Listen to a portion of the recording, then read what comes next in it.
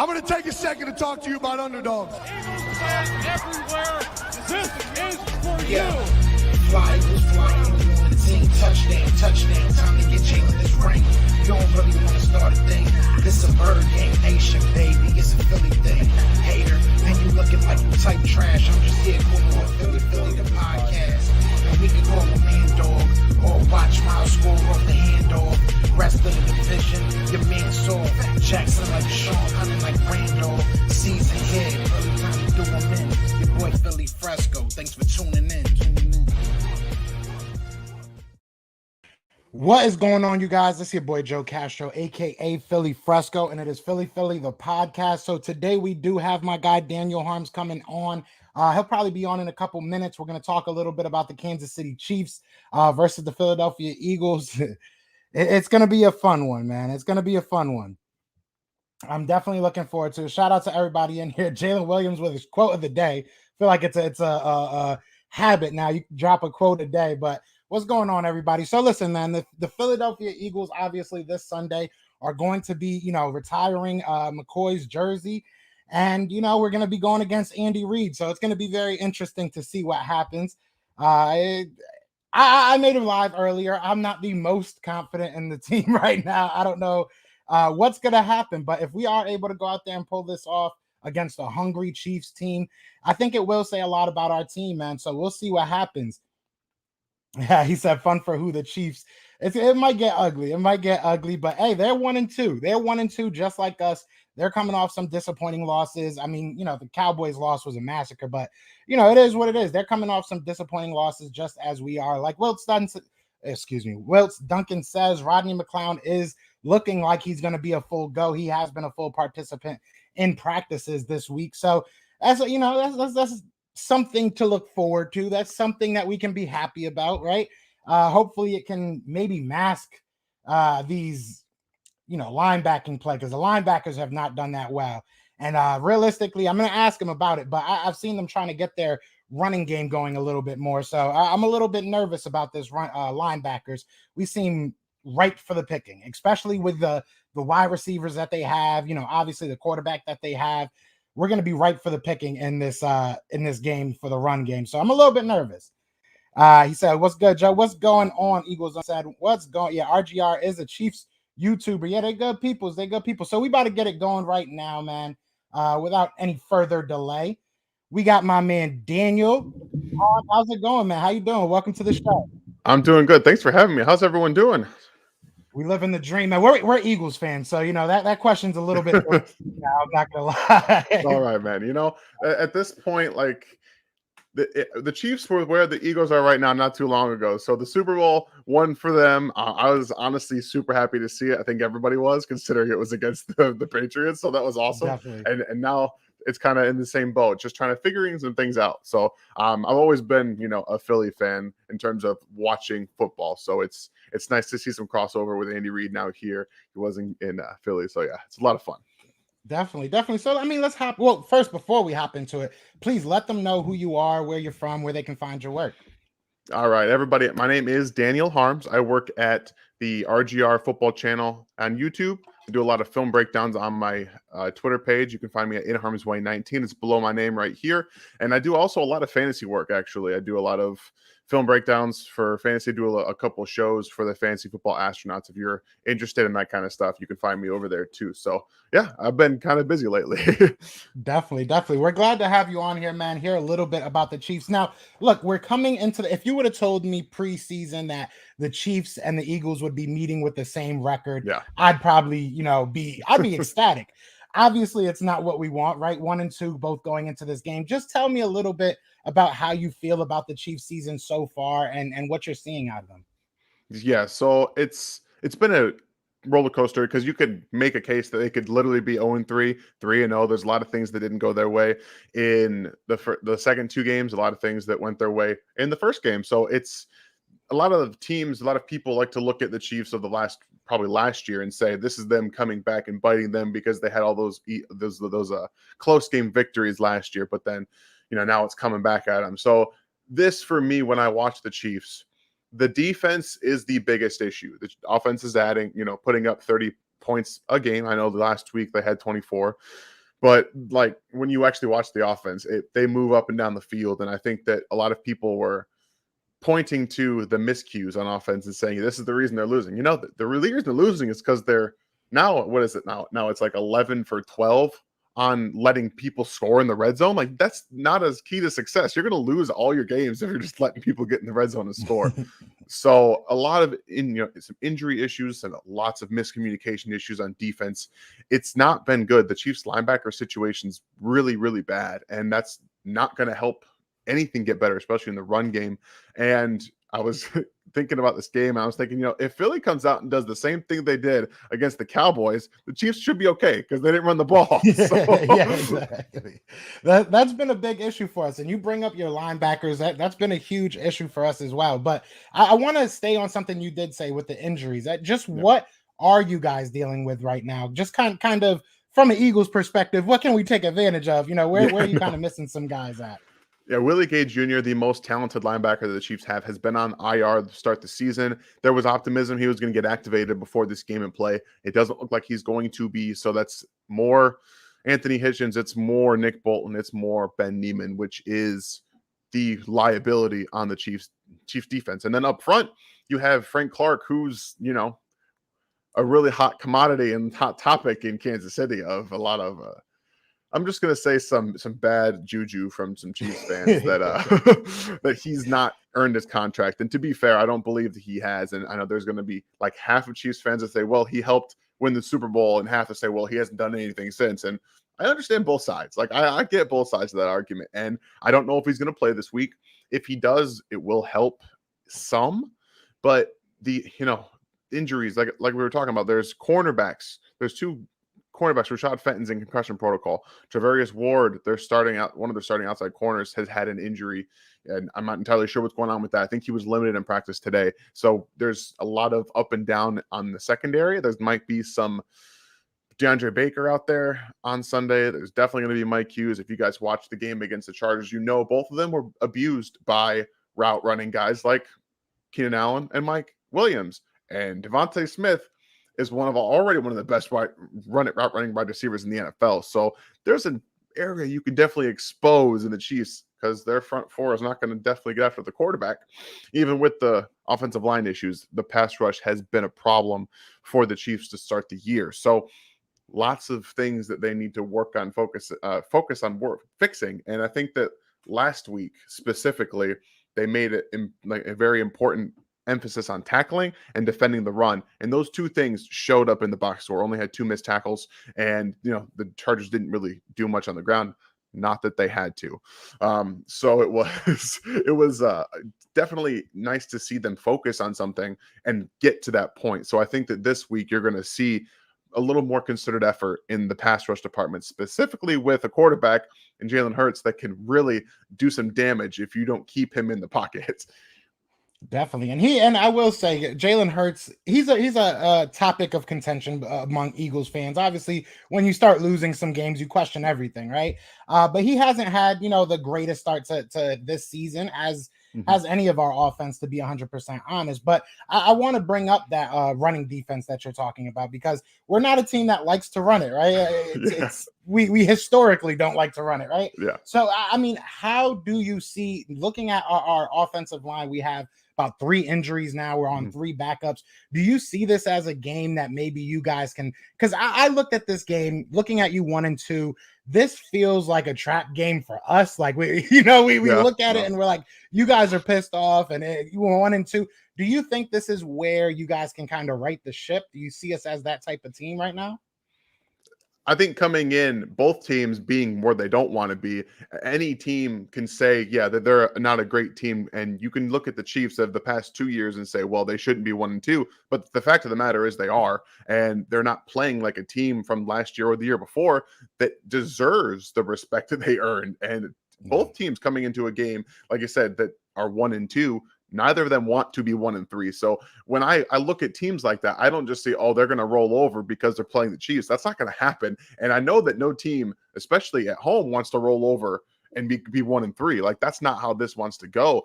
And the Philadelphia Eagles, I watched the game against the 49ers, And I went away. How did they lose that game? Like there's no reason they should have lost that game. And I just, because the 49ers are not a very good team. I've watched, like Jimmy Garoppolo is a bad quarterback. Their offensive line got absolutely abused up front by the Philadelphia Eagles front four. They were in the backfield in the run game and past. It was everywhere. And I was watching. I'm like, they lost this game. How did they lose this game? So I think that there's a lot of tension in Philadelphia right now, partly to do with the offense is not doing what you would hope it do when you change out the coaching staff and you have a running quarterback and you have some pieces on offense that you should be able to work with. Obviously, injuries on the offensive line will derail that to some issue, but I think Chiefs fans know the injuries on the offensive line don't necessarily lead to success, as they found out in Baltimore.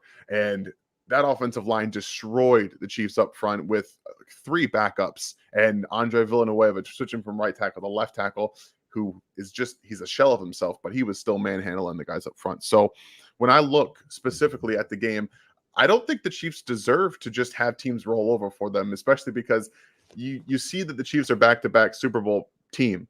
I think everyone wants to bring their A game. So for me, I think a lot of fans think this is a get-right situation. I think this is a chance to play a team who's going to raise their competition level, and you have to raise your competition level as well. Definitely. I like that. That's very true. Now, I do want to talk about, obviously, we do have a lot of connections because Alejandro Villanueva used to be a Eagle. He used to be a defensive end. We didn't realize he could play the line, apparently. And obviously, you guys got Andy Reid. I do want to ask about Andy Reid. There were some concerns about him in the hospital and everything. Mm-hmm. Can you just give me kind of an update on that situation? Yeah, he was dehydrated. He was feeling a lot of symptoms, but as Andy Reid pointed out, anytime anyone gets sick or feels not well in the organization, they typically have them be the most cautious that they possibly can. So he was just taken to the hospital as a precaution. He returned to practice on Tuesday. He's feeling well. He's by all accounts, he's doing very well. So I know that he is going to be excited to come back to Philadelphia to I know the fans are going to give him a nice welcome too, because everyone, you can't not love the big man. He's just one of the most loved and well-respected people in the NFL. So I know he's looking forward to this just as much as everybody else is. Definitely. And I think once we won our Super Bowl, we were a little bit more okay with him doing whatever he's right. Like, go out there and win. We're cool Definitely with it. We got ours. So yeah, I love that. I love Andy Reid. I think everybody does. Now, I do want to kind of switch that over and ask you about what do you think that might, I don't want to say what type, but do you think that'll have any effect on your offense or your team in general, not having him there for a couple of days? Or do you guys think you'll be still a well-oiled machine? No, I think that they're going to be just fine on offense. Eric Bieniemy gets a lot of undeserved stuff around the league because of his not interviewing well or whatever, this nonsense that the media cooked up about him over the last couple of years. He's very well respected in that room. He knows what he's doing, and Andy Reid trusts him to the level that he does. He wouldn't have raised him to be the offensive coordinator in any other situation. So I don't think that they're going to see any issues offensively with communications.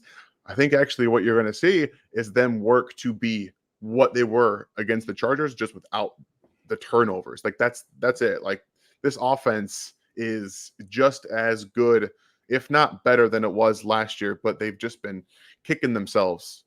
They had 6 turnovers on, 7 possessions. It was 5 turnovers on 6 possessions from Baltimore game into the Chargers game. So I think that they're just going to be very focused on being in the moment and not trying to do too much. And, I know Mahomes got a little bit of flack for that no-look pass that hit Marcus Kemp in the hands, but as an NFL receiver, you should catch that pass and not think about trying to score a touchdown when you're wide open and coming across the middle. So at the same time, I think that Mahomes maybe should have just looked at him and thrown the ball, but I have it like 75-25 Marcus Kemp to Mahomes. So the offense I think is going to be just fine, and the Eagles defense is going to have to bring their A game. Definitely. And that's something I also wanted to talk about. Obviously, we have 2 new cornerback. Well, one is from last year, but we have a new cornerback room. Isn't as bad as it has been in the past. But you guys, you guys have a great wide receiving core. Don't have Watkins anymore. Can you tell me kind of who is replacing that role, who's filling in that role for the Sammy Watkins?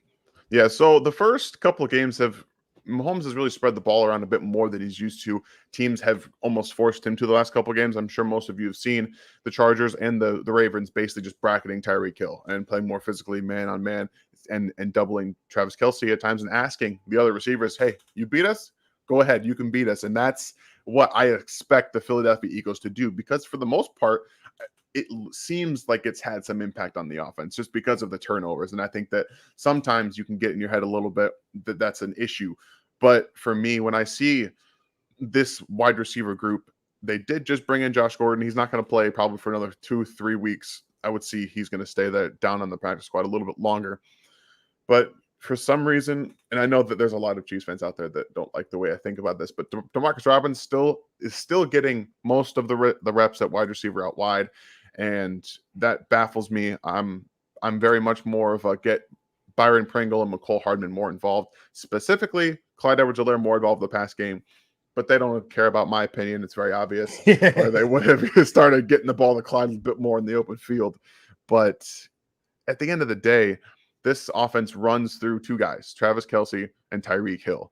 They're going to find more ways to get Tyreek Hill the football, and they're going to use the fact that teams are doubling him against them. And I think that's going to show going forwards. It might end up being on Sunday that a guy like McCole Hardman could take advantage of that doubling of Tyreek Hill. Definitely. And to go on to Clyde EdwardsHelaire, I wanted to talk a little bit about him as well. The Eagles linebackers are absolutely horrible. So if you start seeing, two deep safeties or something like that, you guys are probably going to go crazy with the run game. But it feels like you guys are trying to shift a little bit more, to being a little bit more balanced. I know Andy Reid, from his Eagles days, isn't a guy that's going to, put the ball in his running back's hand 30, 40 times. But is that something you think that they're going to try and implement a little bit more, get a running game going against us?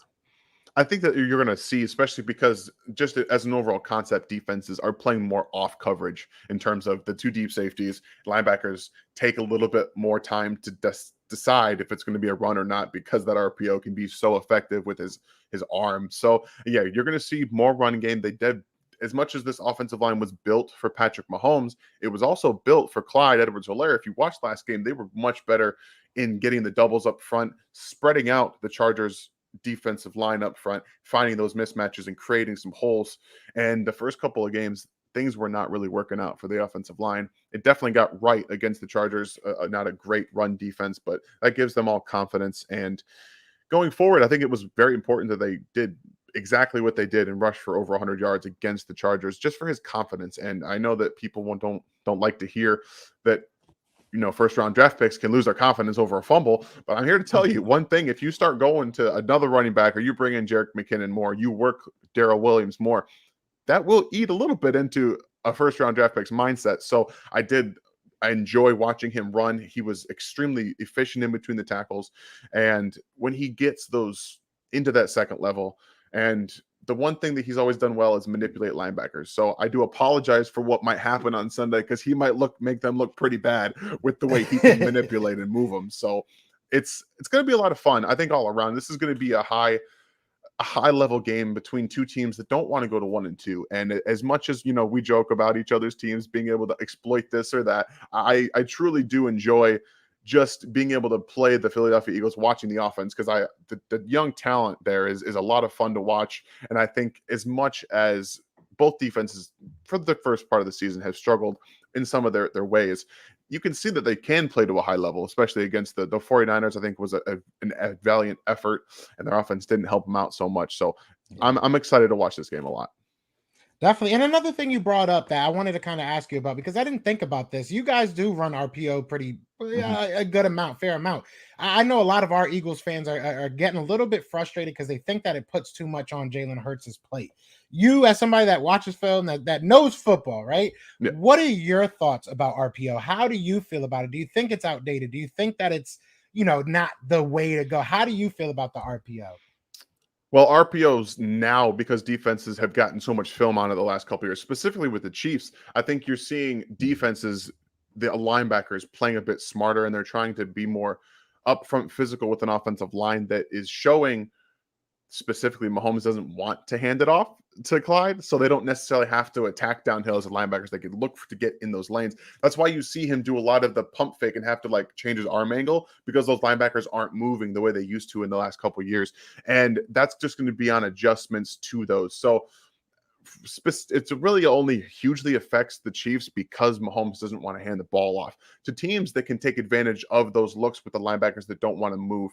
You can gash those defenses up front with the run game. Specifically, I think the Eagles can do more of that with a guy like Miles Sanders, who I have reservations about his full talent skills, but if he finds a hole and he hits it, he's going to be gone. That's one thing that I think we've seen from Sanders, is that he finds a hole and he hits it, he's going to be gone for at least a 20, 25 yard, 30 yard chunk. And that's where you can really start to gash teams with on defense. And I think that you can work that this game against this Chiefs linebacking core with Jalen Hurts, get him more comfortable. And it's an easy way to get him into rhythm, especially with, like we just talked about, the linebackers, if they're not sure what to do. And you can easily take advantage of linebackers who don't know what they're doing, like the Chiefs linebackers. So why not get it going this game? A little more RPO. It gets him in a rhythm, and he was clearly frustrated on Monday night with the Dallas Cowboys. He was visibly frustrated. And if you can get a young quarterback who's got some frustration problems in the past, get him going with a couple easy completions for 7-10 yards at a time. Like that's an easy way to build confidence. Definitely. Yeah, I think people hear the word option and get a little bit scared. I think options are good. Options are very good, especially when you're putting the defense in tight situations, making them decide things once the bullets are flying. Now, I got a couple more questions and we'll let you get out of here. But no I do want to know, I know we look at the big names, right? We look at the Frank Clark might play or not, but we look at the Frank Clarks. We look at the Patrick Mahomes, Clyde. Who is a name that you're looking at that people may be on the Eagle side or just in general aren't looking at, you think may have a big game or a big impact on this game? For me, it's Mike Dana. He had a coming out game last week against the Chargers. It wasn't like a huge coming out. He had tied for the most pressures on the Chiefs defense. I think he had 4 pressures in the game. He had a sack, and he's starting to come up. He's a second-year player. He was a 5th-round draft pick last year. Right now, he's the starting defensive end, especially with Frank Clark out, and he's starting to put it together a little bit. And for a guy who's starting to put it together a little bit, if you're seeing some backup offensive linemen at tackle who maybe not be as comfortable as your starter would be, I think he might be able to take advantage of that. And Justin Herbert's a mobile guy. He was able to track him as he's moving around the pocket and get him down. I know Jalen is still determining whether he wants to be a throw first guy and stay in the pocket and be mobile. So he might catch him in a couple of these decisions, whether he wants to stay in the pocket and throw it or go make a play with his legs. So he's a guy that I've really liked seeing flourish. He had a rough week against Baltimore, comes back, was the best Chiefs defender last week. So he's a guy trending up for me. I think could have a big game this week. Okay, definitely gonna be looking out for him. Now, the last question I want to ask you. I don't really like doing I do usually do the score predictions, but honestly, I don't want to do one for this, so I'm not looking forward to it. But I do want to ask you, what are you looking for out of this game? Win or lose, what do you want to see from this Chiefs team? What do you want to learn about this Chiefs team this week? I need to see them face adversity for the first time in September under Patrick Mahomes and come out with an actual deciding a full team effort. The fumbles, clean up the mistakes. This has been a team chock full of mistakes on offense, on defense. It's been very frustrating for a lot of Chiefs fans watching them. And last week they took some steps forward, cleaning up some of the issues on defense and still finding more issues with some injuries. And then obviously all of the turnovers on offense. So Mahomes is going to take a lot of this on himself. He threw 2 picks. I mean, I hate deflections turning into picks going against the quarterback. That should just be a turnover. Chalk it up to just don't put it against the quarterback if a wide receiver drops the football like that. That's just some nonsense. It should be like an error in baseball, right? Exactly. Just chalk it up as a turnover. Don't charge it to anybody. Just turnover. That's what it is. So I think that you're going to see a focused Patrick Mahomes, and as much as watching Mahomes as a third party, just a impartial third party, it's not fun to watch him as a team he's playing as a locked-in Patrick Mahomes. That can be a pretty terrifying thing, I can imagine. So that's what I'm looking forward to, seeing him locked in, seeing the team just clean up the issues. Because if they win or lose this game, based upon cleaning up the issues, I'll be fine going forward with them just continuing to get better. If they continue with the issues, the defensive mistakes, and the turnovers, then that's a problem, not just in one game, but now it's stretching into the rest of the season. And that's what you just can't have. Definitely, yeah. So everybody in Philadelphia, you might be having to deal with a locked in Patrick Mahomes. I'm sure that makes everybody feel so much better in Philadelphia. But I mean, look, I hope that it's a good game. You know, obviously having Andy back, we are retiring his former running back's number that day, so maybe we get a little bit of good karma. You know, maybe we get a little bit of good karma. But I think it's going to be a great game. But hey, Daniel, I appreciate you so much for coming in here, just chopping it up with me, man. It was a lot of fun. It was a lot of fun. Thank you for having me on. I really enjoyed this. Definitely. And please, one more time, let them know where they can find you and where your work is. Of course. Again, you guys can find me at the RGR Football channel on YouTube, or just put in rgrfootball.com into your little web browser. It'll take you right to it. Find me at Twitter at In Harm's Way 19, and also everything that I do on the Fantasy Football Astronauts YouTube page. Thank you guys so much. Yes, sir. And thank you, everybody that's tuned in. Be sure to hit that like, hit that subscribe. All their information is in the description, so definitely go support them, man. And everybody, we are going to be having Chris McPherson on tomorrow at 9:30, so definitely be there. Early bird gets the worm. I don't know how I'm going to wake up that early, but I'm going to try for y'all. But other than that, man, I appreciate everybody. I appreciate you again, Daniel. This was a lot of fun. Yes, thank you so other much. than that, y'all know what it is, man. It is Fly Eagles Fly, and we are out of here. Peace. B. Scott with the Philadelphia John Eagles. Dornbos here at the Philadelphia Eagles. Edwards, the Philadelphia Eagles. Follow my guy Joe Castro on his YouTube/podcast channel. Let's give a shout out to the Philly podcast. And shout out Philly and my guy Joe Castro. So keep on doing great things, guys. Fly Eagles Fly. Fly Eagles Fly. Go Birds.